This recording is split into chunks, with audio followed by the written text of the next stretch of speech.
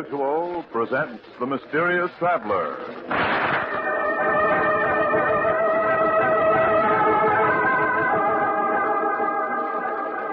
This is The Mysterious Traveler, inviting you to join me on another journey into the realm of the strange and the terrifying. I hope you will enjoy the trip, that it will thrill you a little and chill you a little. So settle back, get a good grip on your nerves, and be comfortable, if you can.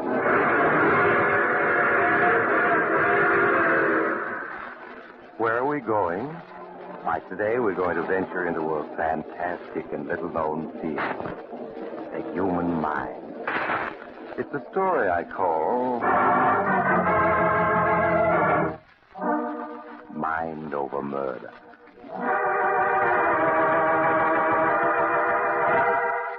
On a stretch of green lawn, at the top of high cliffs looking over the Atlantic Ocean, the great Riccardo, who claims to be the world's greatest mind reader, is practicing his art.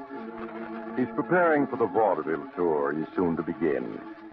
Assisting him are his lovely young wife, Helen, and Carl, Riccardo. That's it, Carl. Tie the handkerchief tightly over my eyes. Now, are you sure I can see nothing? Nothing whatever? I know positive you can't, Mr. Riccardo. I'll bet my month's wages on it. You are quite right. My eyes are in darkness. But my mind is not. Ellen? Yes, Riccardo? Did you bring out the basket of books I asked you to? Yes, I have them here. All right, Carl. Go pick a book out of the basket. Any book at all. Yeah, sure thing, Mr. Riccardo. Now what? Now open it to a page. Any page. Have you done this? Yeah? Good. Now concentrate on the book. Think about the title and the number of the page. Think about it now. Ah, yes, it is coming to me. The title is Murder by Expert, and the page, you have opened it to page 27. That's right, Mr. Riccardo. Gosh, I don't know how you do it. It is very simple, Carl. With the eyes of my mind, I read your thoughts. Now, I want to try something else. Ellen? Yes, Riccardo. Sit in the wicker chair over here on my right. Turn your back to both me and Carl. You aren't going to... Please do not argue. Do as I say. I just can't. Yesterday, my head ached for hours. Please don't make me. It would come easier in time. Sit down. All right. Now make your mind free of all thoughts.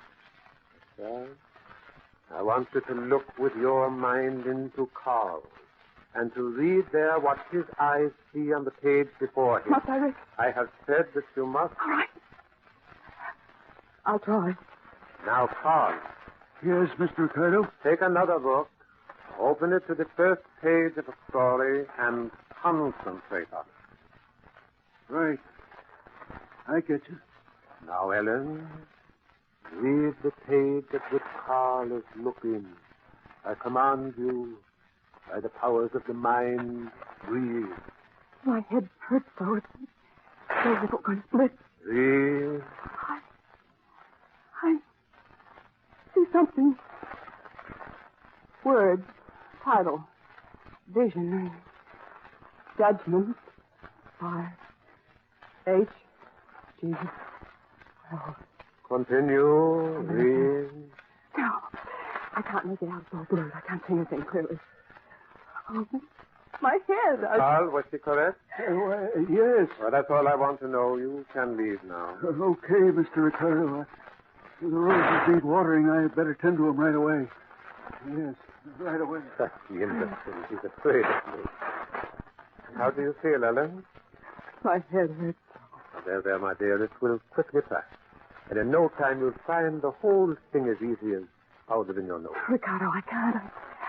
I just can't help you when you're acting. When you tell me to try to read something in Carl's mind, I feel as if my brain were going to split. You will help me, my beautiful one. You will see. Now, I'm going into the house. You may sit here and look at the ocean until your head feels better. Or you will have company. I see my handsome young press agent coming forward. You must be nice to him, Ellen. He's really a very good press agent. Oh, there you are, Riccardo. I was looking for you. It's too bad your mind is one of the few I cannot penetrate, Tom, or I would have known that. Was it about something special? Oh, just about these advanced stories to go out to the Boston editors. I have them all written. Oh, excellent. I'm going up to the house now, and I'll read them right away. Stay and keep Ellen company, Tom. I'll see you both presently. All right, Riccardo. What's the matter, darling? What's he been doing? It's nothing, Tom. I just have a little headache. Been making you work with him in his act again, hasn't he? Please, Tom, I'm all right, really. Helen, listen to me. You know things can't go on the way they are. You've got to leave Riccardo. Do you hear? Leave him and divorce him. No, Tom, I can't. I just can't. You're scared to death of him, but there's no reason to be. He's just a phony mind reader. No, Tom. He's not phony. He can read minds. Sometimes he tells me just what I've been thinking. Oh, Tom, it's I can think. I wish I could read it, but he won't let me. If I tried, he might do something terrible. No matter what, I'm going to get you away from Riccardo. I'll kidnap you if necessary. Here he comes back. Oh. Well, I'm glad to see you're feeling better, Helen. Is it Tom who has put that sparkle in your eye and that flush in your cheek? Of course not. I would not like it if I thought so. I should be very angry if my beloved had eyes for anyone but me. But of course, you haven't, have you, Ellen? No. No, of course not. For you love me devotedly, do you not? I love you devotedly. You always will in this world and in the next. I always will. In this world and the next. You see, Tom? You see why I dare leave my lovely Ellen alone with you? I have perfect faith in her. When we start our tour week after next, I will be quite busy much of the time, and I hope you won't mind keeping Ellen from being lonely. I'm sure the trip won't bore you. I expect it to be most entertaining.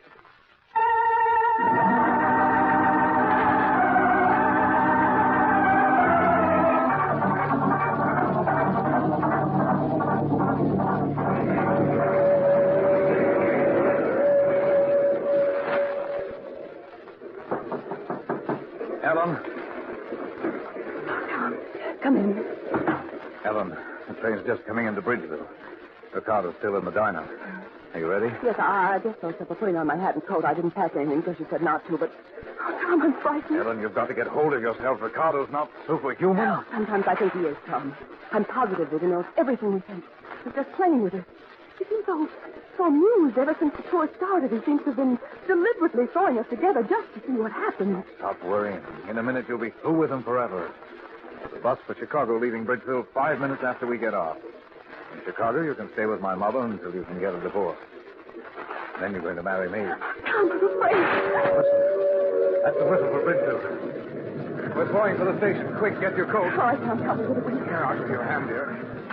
You got it on? What? Riccardo! Yes, my dear.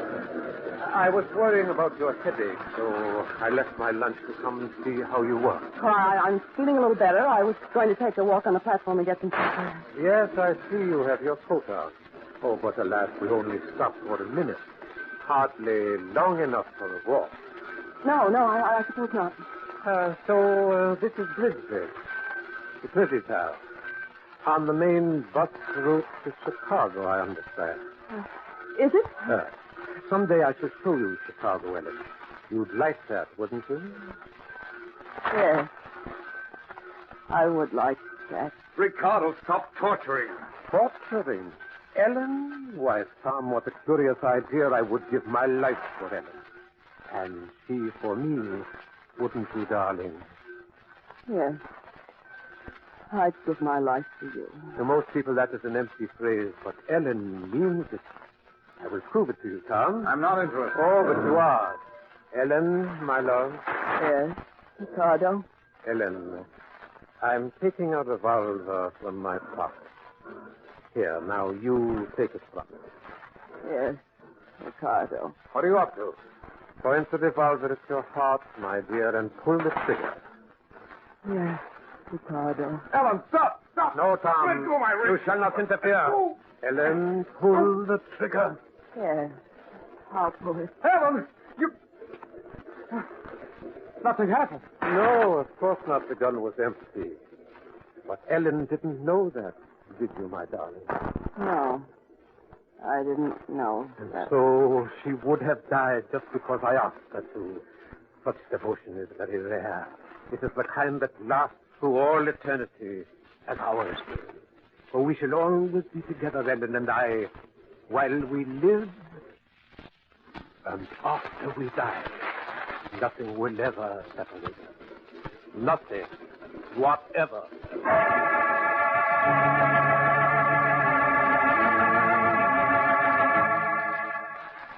And so the great Riccardo's triumphal tour continued. Newspaper stories told of his amazing feat, and of the feats almost as marvelous performed at his direction by his pale and lovely wife. Twice Tom urged Ellen to flee with him, but both times Riccardo appeared upon the scene, smiling as though knowing every word that had been said. So at last Tom changed his tactics. Waiting until one evening when Riccardo was in the midst of his performance, concentrating on holding a great audience spellbound. And now, ladies and gentlemen, someone among you is thinking of the initials E.N. Somebody quite close to me. Tom listened for a moment, but he was quite sure that Riccardo's attention was fully absorbed. Then he left his place in the wings and slipped swiftly backstage to knock on a door marked with a gold star. Ellen, Oh, yes, Tom. I want to talk to you. You shouldn't be here, Tom. Never mind Riccardo.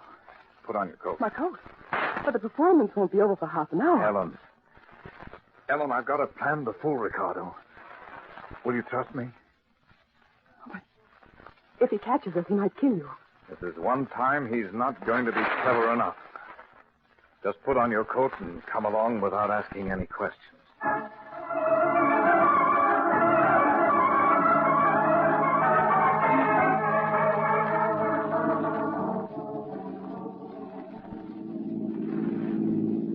But where are we, Tom? We've been driving for an hour, turning this way and that, and I haven't any idea which way we've come. You're not supposed to have, Ellen.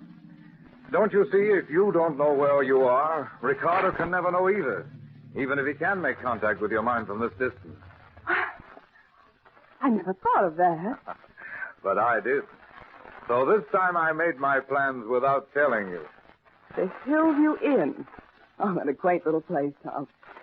And what a lovely view over the hills. Yes, isn't it?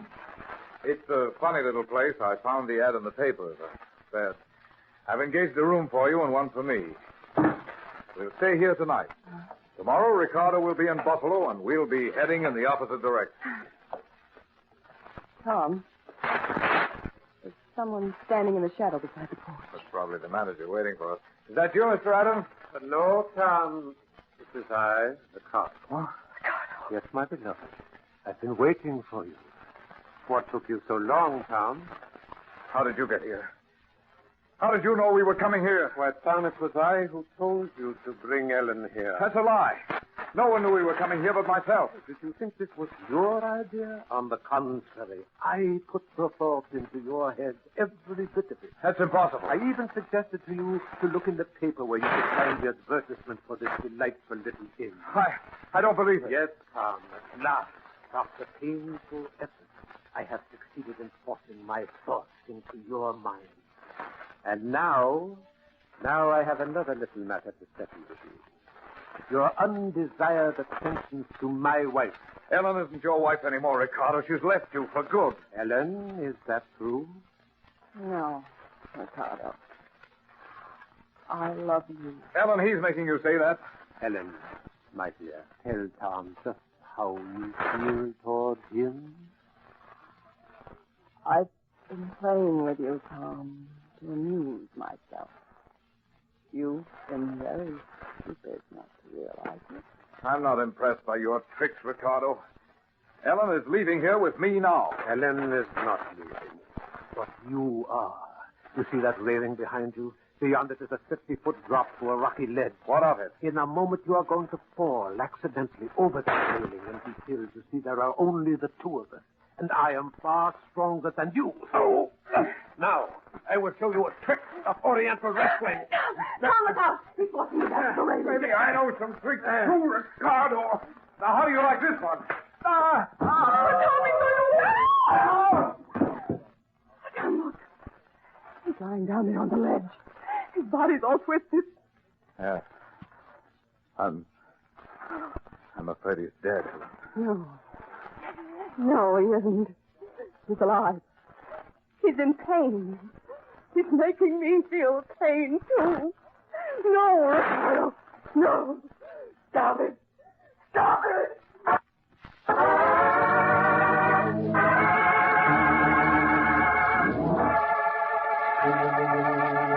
No, the great Riccardo, mind reader extraordinary, was not dead. For weeks afterward, he hovered on the borderline between life and death. And then, as if pulling himself back to life by the sheer strength of his will, he slowly won his fight. But though he lived, his fall had paralyzed his body, leaving only his mind truly alive.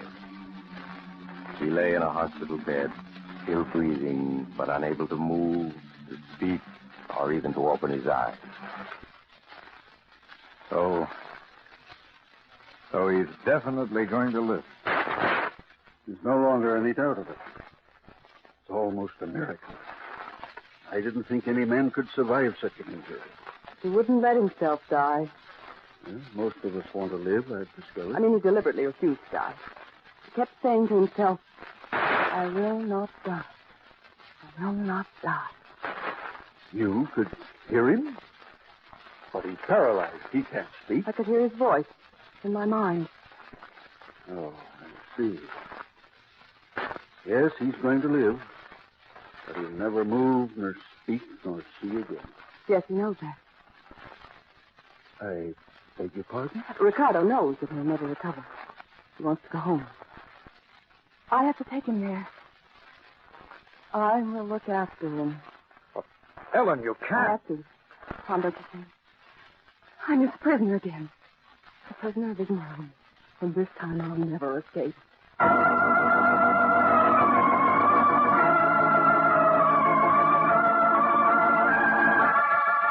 And so the great Riccardo returned home, a living dead man. There in the house on the cliffs, aided only by a nurse who relieved her at night, Ellen cared for him. Tom stayed close by to help her in any way he could, and did his best to persuade her to turn Riccardo's care over to professional nurses. Ellen, listen to me. You can't ruin your life like this just to care for a man you hate. I have to. I can't go away. He won't let me leave the house. If I do, I find myself turning back without knowing what I'm doing. But, Ellen, you My can't. mind isn't my own. He controls it. Lying in his bed in that room there, never moving.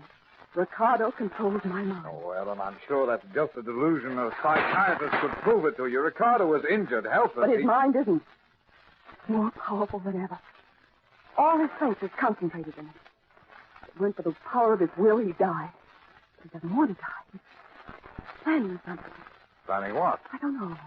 But he still hates you and wants revenge. How you are letting your imagination run away with you. What can a man in Riccardo's condition do? I don't know, but he has something in his mind. Helen, you're overwrought. You need sleep. Look, darling, why not take a sedative and go to bed? In the morning we can talk again. I have to wait until the night nurse gets here. All right, I'll stay with him until then. Now, go on. Get to bed. All right, Tom. I do need rest. But you better wait in the room with him. I'll go in now. Good night, Ellen. Good night, Tom. So, there you are. The great Riccardo. A man who was better than anyone else in the world. And now you're a living dead man. I wish you were a dead one. Then why don't you kill me now? What? Why don't you kill me? Just put your hand over my mouth for a moment and you'll be rid of me. Carter. You can't be talking. You're paralyzed. I can speak to you, Tom. I speak with my mind, not with my voice. No, I don't believe it. You always were stubborn. Listen. Just now you were trying to get Ellen to leave me. But she never will. Ellen and I are joined together for all eternity. I'm going to free her from you somehow. Do you hear, Riccardo? Oh, now you're threatening me. That means you do believe my mind can speak to yours. Good. We'll have many interesting conversations in the days to come. Now, I'm going to rest. Good night, Tom. I shall see you tomorrow. You won't want to come, but you will.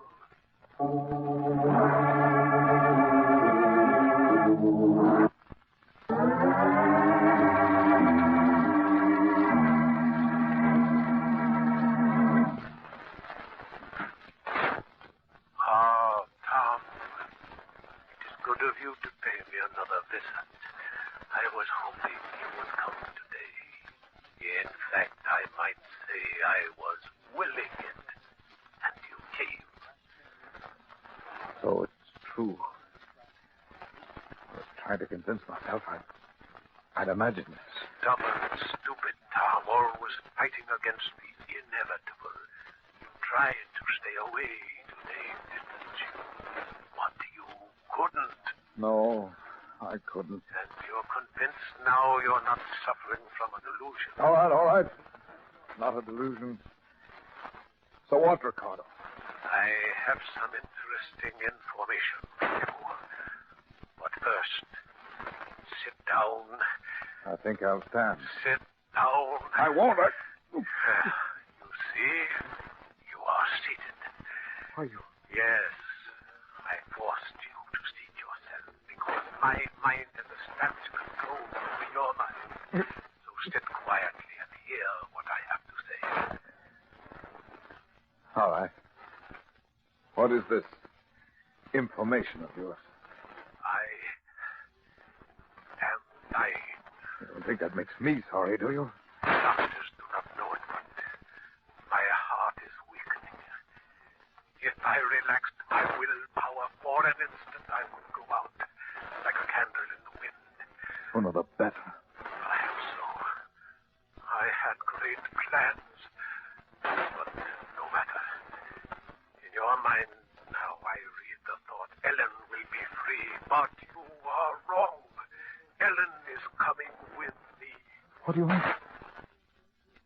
What do you mean, coming with you? I have said that we would be together in life and in death, and so we shall. Ellen and I will die together. Devil, if I thought you could hurt Ellen, I'd kill you myself. No, Tom, you won't kill me. You are going to kill Ellen. No, that's impossible. There is a drawer in that table beside you. Open it. No. Open it. No. In the drawer is my revolver. Pick it up. No. Pick it up. There. Well, With that gun, you are going to shoot Ellen. You will be executed for it as a murderer, and thus I will have my revenge. Because we shall die almost at the same instant, my soul and Ellen's will be forever joined. no. You can't force me to hurt Ellen. That's one thing you can't do. Stand up. No, you... There. You see, my mind does control yours. Though I lie here helpless, but I command you must do. I'll shoot you instead. You see, you cannot even lift the gun. Now listen to me. Behind that screen, across the room, is a couch. There Ellen lies asleep at my orders. You will walk over there. You will point the gun at her forehead, and you will pull the trigger. You can't make me do that. Walk, Tom. No, I... Keep on.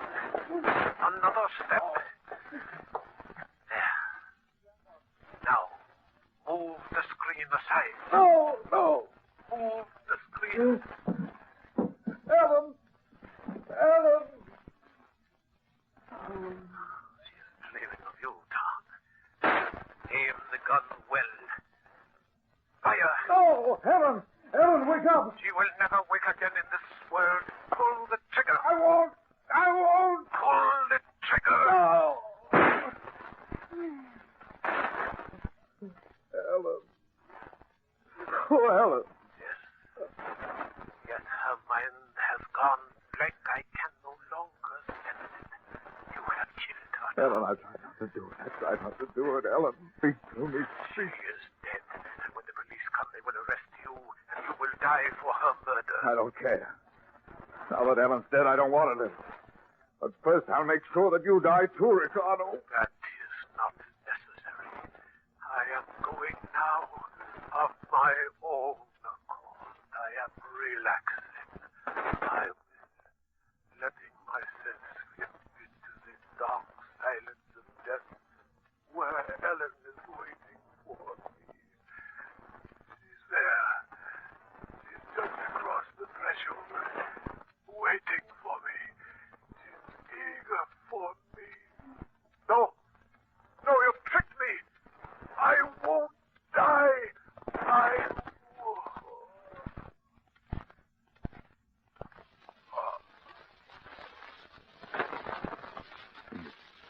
Dead. Dead. Huh? Tom, Helen. where are you? Helen. Tom, what's happened? My head is... That's so strange. Oh, Ellen, my darling, you're not dead. But I shot you. I thought I killed you. Huh? Killed you? Yes, but I didn't. I only wounded you. Careful. Oh, I don't understand, Thomas. Where's Riccardo? Strangest feeling that he's gone. He is gone. He's gone. Oh, I see it all now. I thought I'd killed you. Because I thought so, Riccardo thought so, too. But I was wrong. And because I was wrong, he was wrong, too. No. He's dead? Yes, Helen. Free of him forever. Riccardo made a mistake and let himself die believing that you were already dead. Oh, yes, my darling. This time he's gone for good. Riccardo was clever. But in the end, he outwitted himself.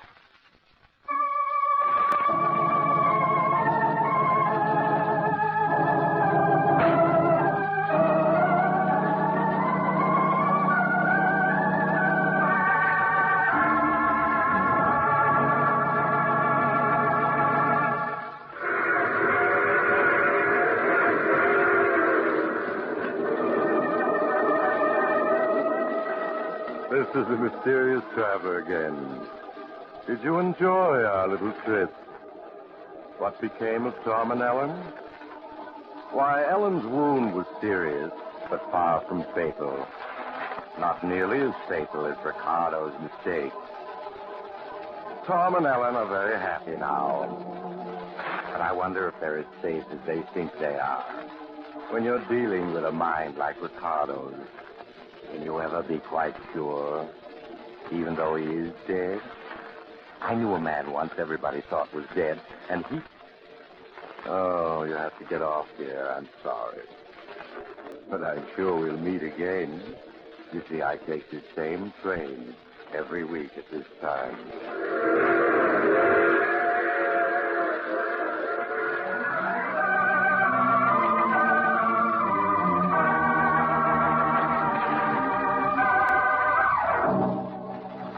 You've just heard The Mysterious Traveler, a series of dramas of the strange and terrifying. In today's cast were Maurice Tarplin, James Van Dyke, Jan Miner, Ian Martin, and Rod Hendrickson. Original music was played by Charles Paul. The Mysterious Traveler is written, produced, and directed by Bob Arthur and David Cogan.